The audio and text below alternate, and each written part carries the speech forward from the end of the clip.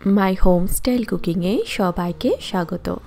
आमी आज के आपनादेर शेयर करब शीतकालेर स्पेशल एकटा कचुरी। तो चलुन देखिए दी एटा कि करे बानाते होबे। तो सबार प्रथमे आमी मयदा माखाबो। एखाने 100 ग्राम मयदा रयेछे।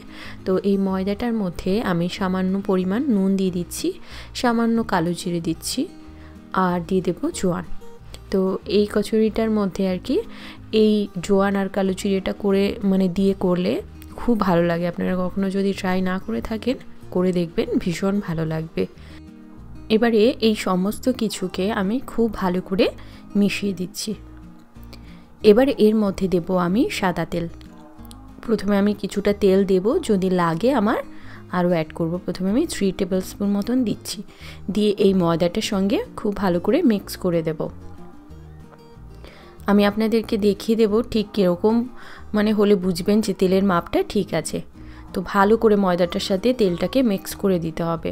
দেখুন এরকম মুঠো করলে যদি জড়ো জড়ো হয়ে যায় বুঝবেন তেলের মাপটা ঠিক আছে। আমি আর একটুখানি দেব। তো 3 টেবিল স্পুন আগে দিয়েছি, তো আর একটু অ্যাড করব। পুরো 1 টেবিল স্পুন দেবো না, একটু কম, দেখুন হাফ টেবিল স্পুন মতন দিলাম। দিয়ে এবারে ভালো করে মিশিয়ে দেব। এই তেলটাকে ভালো করে মিক্স করব। যেহেতু আমি এটা খাস্তা কচুরি করব সেই জন্য আমি ময়দায় মানে ময়ানের মধ্যে আমি তেলের পরিমাণটা বেশি দিয়েছি। এবার এর মধ্যে নর্মাল রুম টেম্পারেচারে থাকা জল অল্প অল্প করে অ্যাড করে একটা সফট ডো করব। ডোটা যদি অতিরিক্ত নরম হয়ে যায় তাহলে কিন্তু লুচি বলুন কচুরি বলুন ভালো করে ফুলতে চায় না, আবার খুব বেশি শক্ত হয়ে গেলেও ভালো হয় না। মানে মিডিয়াম সফট একটা ডো তৈরি করতে হবে। এটা অল্প অল্প করে জল দিয়ে দিয়ে ঠেসে ঠেসে মাখাবো। আর একটু সময় ধরে মাখালে তবেই মানে কচুরিগুলো সুন্দর ফুলবে আর খেতেও ভালো লাগবে। দেখুন এটাকে আমি ভালো করে মাখিয়ে নিয়েছি। উপর দিয়ে একটু তেল মাখিয়ে দেব যাতে করে উপরটা ড্রাই না হয়। তারপর এটাকে চাপা দিয়ে কিছু সময়ের জন্য রেখে দেব। ততক্ষণে আমি পুরটাকে রেডি করব। আর সমস্ত কিছুর পরিমাণ আমি ডেসক্রিপশন বক্সে দিয়ে দেব, আপনারা পরিমাণটা ওখান থেকে দেখে নেবেন।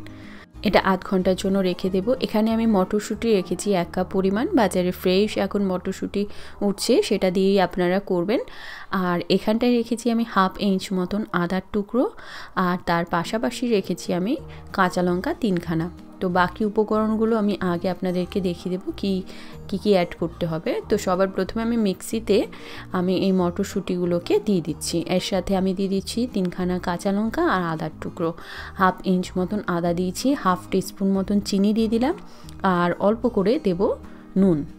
নুন আর চিনিটা আপনাদের টেস্ট অনুযায়ী দেবেন। এই পুরটার মধ্যে চিনি যদি না দেওয়া হয় তাহলে কিন্তু টেস্টটা ভালো আসে না। এবারে এর মধ্যে আমি দিয়ে দিচ্ছি জিরের গুঁড়ো 1/4 টিস্পুন মতন, আর সামান্য করে জল দেব, বেশি না, সামান্য জল দিয়ে একদম স্মুথ পেস্ট করব।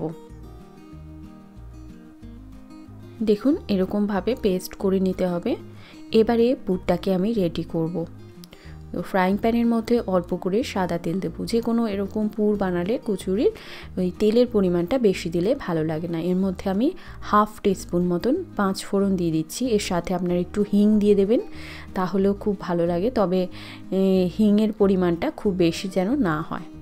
এবারে এর মধ্যে আমি দিয়ে দিচ্ছি সেই পেস্টটা যেটা আমি করে নিয়েছি, দিয়ে একটু কম আঁচে করে এগুলোকে ভাজবো। যখন এটার জলটা একটু শুকনো শুকনো হয়ে যাবে, ঝরঝরে হয়ে যাবে, তখন এর মধ্যে আমি দিয়ে দিচ্ছি একটু হিং। কেননা আমি ওটা তেলে দিতে ভুলে গেছি সেই জন্য আমি পরে দিলাম। আপনারা 5 ফোড়নের সাথে হিংটাকে দিয়ে দেবেন, তাহলে ফ্লেভারটা আরও ভালো আসবে। হিংটাকে দিয়ে বেশি সময় আবার রাখা যাবে না, তার সাথে সাথে এই পেস্টটাকে দিয়ে দিতে হবে, নইলে হিংটা খুব তাড়াতাড়ি পুড়ে যায়, তাহলে আর গন্ধটা থাকবে না আর কি। সেই জন্য ওই জিনিসটাকে তাড়াতাড়ি করে করতে হবে।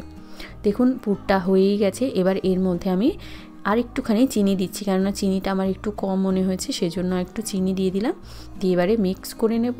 তারপরে এটাকে এবারে নামিয়ে নিচ্ছি আমি। দেখুন এবারে আমি কচুরিগুলোকে বানাবো, তার আগে এই লেচিগুলোকে রেডি করতে হবে। তো এবারে এই ডো যেটা আগে থেকে তৈরি করেছি সেটাকে আর একটু সময় মাখিয়ে তারপর এর থেকে ছোট ছোট করে লেচি করব। তো আপনারা কীরকম সাইজের কচুরি বানাতে চান সেটা বুঝে আপনারা লেচিগুলো করবেন। উপর দিয়ে আমি একটু তেল বুলিয়ে নিচ্ছি যাতে করে উপরটা ড্রাই না হয়। তো এটাকে একটু তেল দিয়ে বুলিয়ে আমি প্রথমে লেচিগুলোকে গোল বানিয়ে নেব। একটু ভেজা কাপড় দিয়ে ঢেকে রাখছি যাতে করে উপরটা ড্রাই না হয়।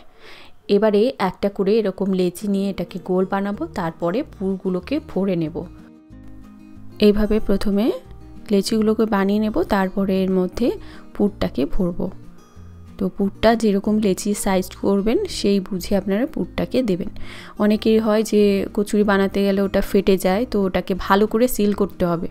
দেখুন আমি কীভাবে করছি। প্রথমে পুরটাকে এরকম চেপে দিতে হবে, তারপরে এরকমভাবে এটাকে সিল করতে হবে। এটাকে ভালো করে সিল করা হলে তাহলে এটা বেলতে গেলেও ফাটবে না, আর ভাজার সময় ফাটবে না।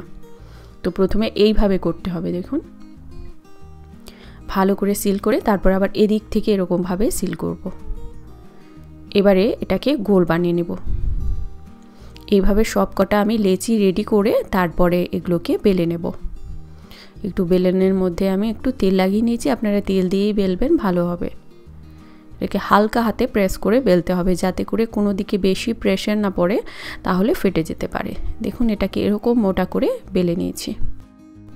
এবারে এগুলোকে ভেজে নেব। প্রথমে আমি এই 6টা বেলে নিয়েছি, এগুলোকে ভেজে তারপরে বাকিগুলো বেলবো, একসাথে সব বেলে নেব না। তেলটাকে খুব ভালো করে গরম করতে হবে, সাদা তেল। তারপর একটা একটা করে এরকমভাবে দিয়ে তারপর ভাজতে হবে। এরকমভাবে চেপে চেপে দেবো দুদিকে।